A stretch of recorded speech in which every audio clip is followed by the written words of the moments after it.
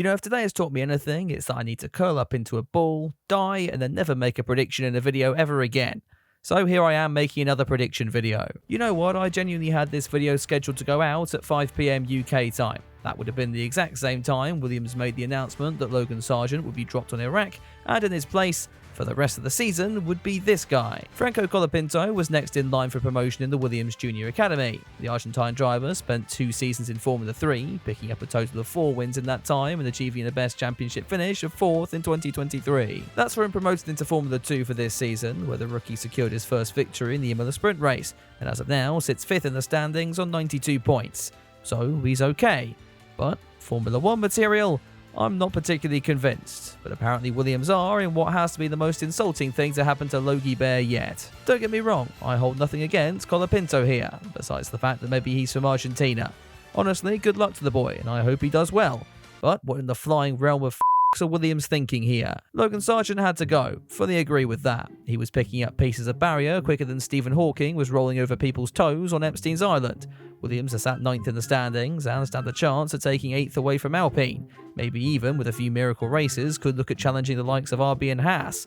What the team needs is points. They literally said that in their press release this afternoon. So why have you replaced a mid-driver in Formula 2 with another, even midder driver in Formula 2? It's not like there weren't options out there on the grid. Hell, Red Bull and Mercedes were practically offering up special favours to James Vowles to take on either Mick Schumacher or Liam Lawson, both of which are proven point scorers. Mixed clashes with the WEC calendar and, well, let's say his driving style, I can understand being reasons to wipe him out of contention. But with Lawson, all I can think is Red Bull weren't willing to risk giving Williams a weapon they could use to take points away from RB and Sergio Perez. My big worry with this is that Franco Colapinto is being pulled out of F2 and into F1 way too soon.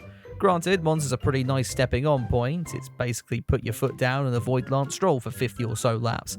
But after that, we've got Baku and Singapore, both circuits which are more than happy to spit drivers out into the grandstands if they make a mistake. We already know that Colapinto won't be driving in that Williams for 2025, and he now won't be able to return to Formula 2 either. So these races are going to have to count, or the guy risks becoming the next Pietro Fittipaldi. Remember him? He was the one who in 2020 replaced Grosjean after he went bang and was never heard from again until he wiped out Scott Dixon from title contention in IndyCar last weekend. What I'm trying to say is, in the short term, this might look like a great offer. In the medium to long term, you're wiping this guy off the junior ladder and the world stage, arguably a year and a half minimum before he should have been.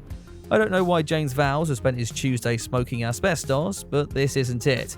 Anyway, best of luck, Franco, and remember, we still own the Falklands. Oh, I've got the Argies on side, well done. If you enjoyed this shorter video, be sure to hit that like button, and if you want to see me talk about Logan Sargeant's failings and how I don't think he'll be dropped ahead of this weekend, you can check out that video, which I use like fine sick, using the card on screen now. A massive thank you to the patrons and channel members who already have access to my next video, and if you want to see that, you can head over to the links in the description below. Anyway, I'll be back later in the week. Until then, have a good one.